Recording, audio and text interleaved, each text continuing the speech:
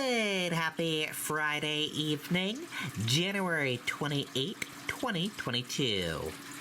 I'm Riley King, and welcome to this Friday evening edition of the Riley King Newscast, right here on the Riley King Network. We have a lot of news to get to this Friday evening, so let's get started right now. First up, Seacoast prepares for nor'easter, possible flooding. Let's take a listen to that video from WMUR News 9.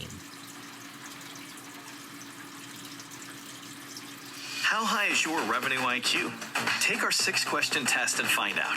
Only from Equifax. See how your acumen for smarter revenue stacks up when it comes to missed, lost, and new opportunities. Take our revenue IQ test today. Well, Tom, you really wouldn't know it right now what's in store for tomorrow. It's calm and, well, kind of nice out right now here by the coast. But these conditions will be much different in about 12 hours from now. The Seacoast is bracing for what could be significant impacts tomorrow. Very strong winds are expected, and the Coast Guard says there will be waves upwards of up to 20 feet off of the coastline. Today, the Coast Guard met with state emergency management officials to go over the plans for tomorrow. The Coast Guard made sure to tie down boats, and extra staff will be ready in case there's an emergency. The message here from safety officials, just stay home during the storm and avoid the water. We are hoping people take additional safety precautions and early safety precautions to tie down their lines securely on their boats on the water and to ensure anything on the coast of the water is properly secured so it doesn't float away. When it hits tomorrow, we're not going to be able to do a lot of driving during the day, so you need to get a few extra things for the house or something like that. Now would probably be the good time to do it. Good advice there. And Hampton Police will also be bringing on extra staff this weekend. And they say if people lose heat during the storm, they'll consider opening the police department to use as a warming shelter. Reporting live in Newcastle tonight, Mike Cronin, WMUR News 9. Okay, and there you go on that video and that report.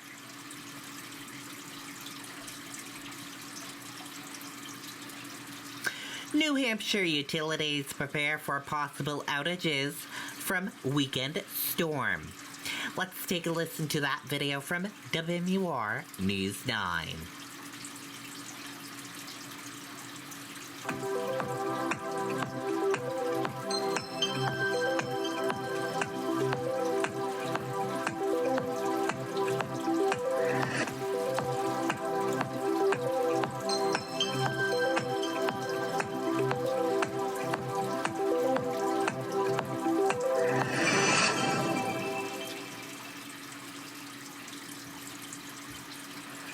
The number one cause of power outages here, tree limbs coming down onto power lines. Strong wind gusts are expected with this storm, and Unitil and Eversource crews are ready. Transformers, poles, and covered wire stocked at all of Eversource's regional centers so they can respond quickly, but restoration itself may be a challenge.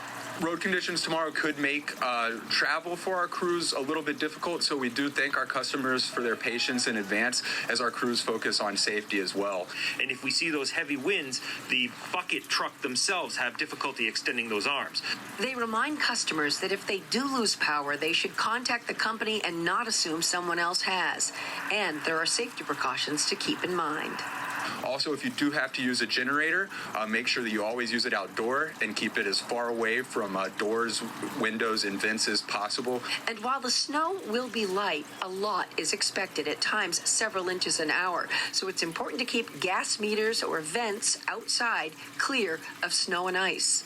Know where those are, keep them clean with a broom, don't kick them, don't hit them with a shovel. Just make sure you're making sure your vents stay clear so you don't have any gas buildup in your home. And customers are told they should plan ahead in case they lose power and have things like flashlights, batteries, and cell phone chargers. And they're reminded to check on their neighbors. We're live in Hampton, Jennifer Crompton, WMUR News. Okay, and there you go on that video and that report.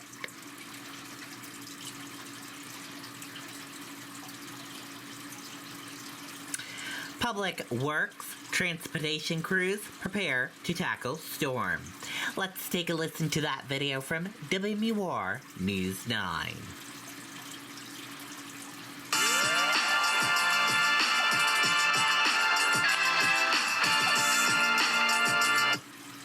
Well, Tom, I'm going to sound like a broken record here, but the message is the same from New Hampshire's DOT as well as Salem's DPW, and that's just stay off the roads on Saturday. Now, if you do have to get on the roads for whatever reason, both departments will have their crews working around the clock trying to keep those roads clear. It's an all-hands-on-deck effort from both departments.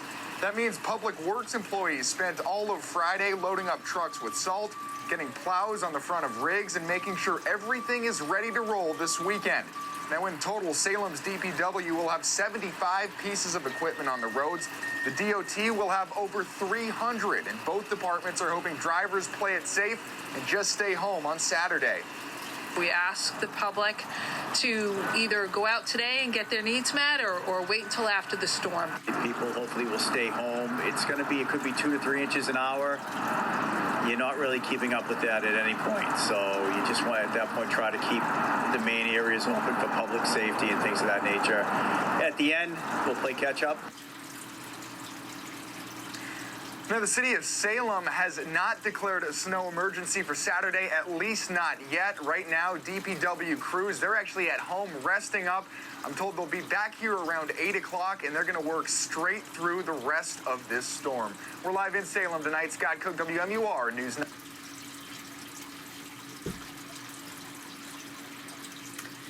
Okay, there you go on that video and that report.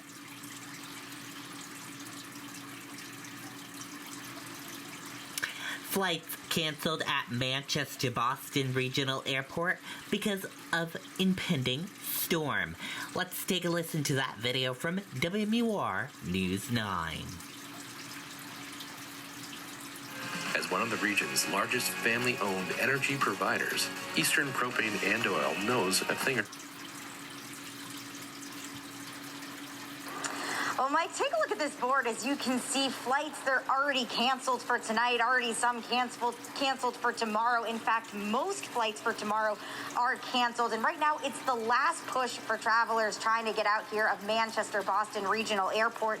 Airport Director Ted Kitchen says tomorrow isn't going to be a good day to be in the air. If you are planning to fly tomorrow or Sunday, he suggests checking to make sure your flight is still operating and on time. He says there will be limited staff Saturday. People who normally work in concessions and rental car services may not be at work. Airport staff, though, will be holding down the fort. Our team has faced storms this size or bigger, but all storms present their own unique challenges, and this one is obviously going to be, just the amount of snow, the type of snow, and then just the wind that's associated with it. It's going to be a light, fluffy snow, and that likes to go everywhere. If this storm does play out how we're anticipating, Kitchens does expect it to be back to routine on Monday. Live in Manchester, Grace Finerman, WMUR News. Okay, and there you go on that video and that report.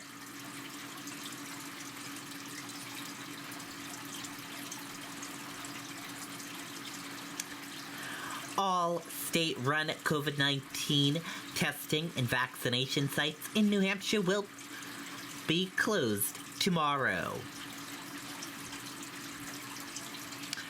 All state-run COVID-19 vaccination and testing sites in New Hampshire will be closed on Saturday because of the incoming nor'easter.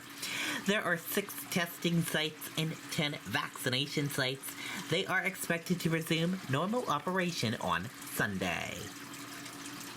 And here is a look at the list of the state-run vaccination states and state-run testing sites, as you can see. If you want to see that list again, we will share a link with you on the Riley King Network Facebook page after this broadcast.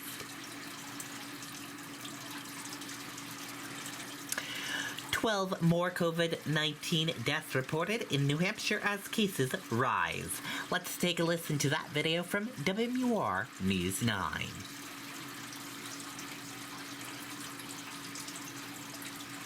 COVID-19 coverage now, and tonight 20% of Granite Staters have now had the virus since the start of the pandemic.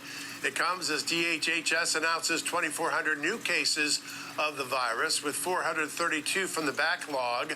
Active cases are up slightly tonight. There are 12 new deaths for a total of 70 COVID-related deaths this week.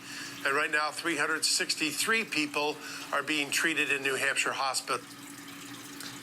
Okay, and there you go on that video and that report.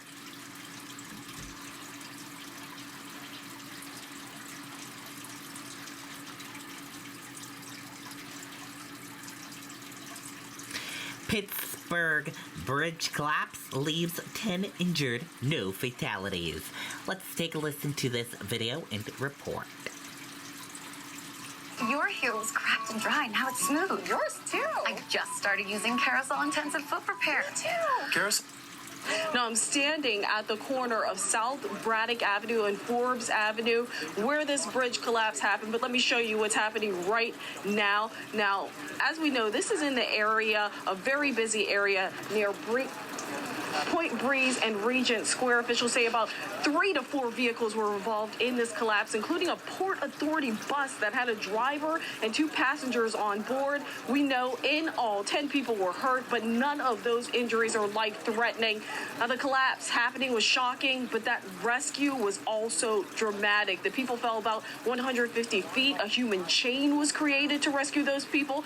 To give you a perspective, this is a very busy area. Like I said, this area is going to have to be shut down, as we talked to with officials who confirmed that. We talked with neighbors as well who heard that collapse. They had no idea what was happening. And this is all coming at a time when President Joe Biden is actually in town to talk about his infrastructure plan. Here's what some local officials had to say in our area, including Pittsburgh Mayor Ed Gainey. We need it. You know, I said it before. This bipartisan infrastructure law is critical to Southwest Pennsylvania and the city of Pittsburgh. We know we have bridges that we need to take care of. We're finding out now when the last inspection was and everything. But with him coming today to talk about this infrastructure bill, to discuss why this funding is so important, today is significant of that. You know, at the end of the day, we could have had some serious injuries. Now, back out here live, you can see that emergency vehicles are still on the scene, and the question everybody is asking, how could this happen? Well, officials tell me they're still investigating. Of course, this happened this morning, so they're in the preliminary phase.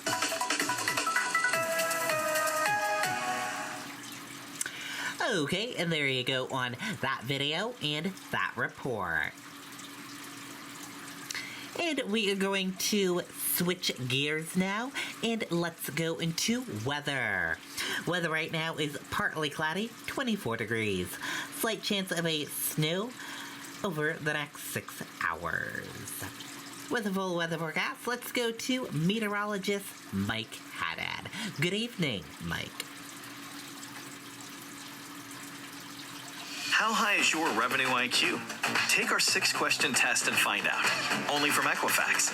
See how your acumen for smarter revenue stacks up when it comes to missed, lost, and new opportunities. Take our revenue IQ test today. Thank you very much for joining us, Stormwatch 9. Weather on the web, moving in towards the last weekend of January, and quite a weekend we will see weather-wise. Major storm impacts, high impacts due to heavy snowfall rates, difficult traveling conditions due to some strong winds blowing and drifting snow around, and heavy snowfall rates coming down right through tomorrow and tomorrow evening. Gusty winds begin to crank up tomorrow morning and really peak tomorrow afternoon and tomorrow night. A lower concern for coastal flooding. There could be some very minor issues, splash over at the time of high tides, early Saturday morning, early Saturday evening, and again early on Sunday morning. But the big focus on the snow and the wind. So here we go with the snow timeline. Light snow breaks out after midnight in southern New Hampshire, becomes heavier by daybreak far south. Speaking of heavier, heaviest of the snow will fall from about 9 or 10 tomorrow morning through the early part of Saturday evening, especially the farther south and east that you do go. So Lakes region points north and west, lighter snowfall rates, still an impact on the roads, but not as great of a concern as it will be in and around the Mount Washington Valley, Lakes region, Merrimack Valley, eastern Monadnock region, and over towards the coastline. All of the snow wraps up by mid to late evening tomorrow night, and then we get the sun back, but the gusty winds continue, so more blowing and drifting snow likely during the day on Sunday. In terms of the expected snowfall totals, a general 12 to 20 inches expected. It'll be a light, fluffy snow, no doubt about that. From Rochester to Manchester, just west of Brookline, Hudson, and Nashua, and towards the coast. Then from the Mount Washington Valley, eastern parts of Grafton County, and a good portion of the Lakes region down through the Monadnock region, 6 to 12 inches of snow, and then lower tallies farther to the north and west. These numbers may change just a little bit between now and tomorrow if the storm track does shift a little bit between now and then. So certainly stay tuned to important updates through Saturday. Future wind gusts, you're going to notice how those winds really begin to crank up tomorrow morning, over 30 to 40 miles per hour at times, leading to major blowing and drifting snow and possibly some scattered power outages. And then once we get into later Saturday night, still some strong wind gusts that'll linger into early Sunday. So while the snow will be done falling, we could see more blowing and drifting snow. That's just about a lock right into the mid to late morning hours on Sunday before the winds gradually subside Sunday afternoon. Take a look at, not only will the wind blow and drift the snow around, it's going to result in some very bitterly cold wind chills during the daylight hours tomorrow. It feels like 0 or below in many parts of the state, and of course even colder, 10 to 25 below during Saturday night into the early part of Sunday morning. Beyond that, winds begin to taper off a little bit Sunday afternoon. Lots of sunshine to be had. Lighter winds, sunny skies on your Monday, but cold. Some sun a bit milder, up near freezing on Tuesday. And then warmer Groundhog Day and Thursday with a few showers. Rain gives way to clearing and turning colder on Friday. Okay, and there you go on that weather forecast from meteorologist Mike Haddad. Thank you for that, Mike. And we are going to switch gears now, and let's go into sports. And here is WMUR News 9 Sports with Jonathan Marshall. Good evening, Jonathan. News 9 Sports. Let's take a live look at UNH men's basketball hosting Stony Brook at 5 p.m. start at the Whitmore Center, so they are late in the second half. Stony Brook up 55-51. This game was actually moved up from Saturday because of the expected snow coming this weekend. We'll have highlights of this game tonight at 11. Sticking to hoops, the Celtics are back at it tonight and will face a challenge with all-star Trae Young and the Atlanta Hawks. The Celtics are looking good right now with back-to-back blowout W's over the Wizards and Kings. They outscored these two 44-162. Tatum has been leading the way, averaging 43 points during the streak. Number 2 offense in the league on the year, number 1 in the last, I think 10 or so games, won 5 in a row, and so they're playing well, coming off a 5-game losing streak. The one thing mainly with them is they've defended much better, 27th on the season, but 9th in those last 10 games, so they picked up defensively. Regarding Young, he's obviously one of the top scorers that you have to have a lot of attention to. We want to make him beat us with isolations all game. You know, he's really a threat when he can do both, you know. Bruins, who have lost 2 straight, are in the middle of a 3-game road trip there in Arizona tonight against the Coyotes. That'll start at 9. The Coyotes have the second worst record in the NHL. We're not in any position to take anyone lightly. We need points just as much as anyone. And I've been on struggling teams, and sometimes you never know what you can expect. All of a sudden, you know, they get some momentum. They put a few shifts together in the first period, and it can be a very, very tough night for us. Both these Boston teams can get some W's tonight. We'll find out. All right. All right, good enough. Thanks so much. Okay, and there you go on that sports report from Jonathan Marshall. Thank you for that, Jonathan. And that does it for this evening edition of the Riley King Newscast, right here on the Riley King Network. Thank you for tuning in and watching. Have a great Friday evening, and see you back here tomorrow with more news coverage. Good night and goodbye.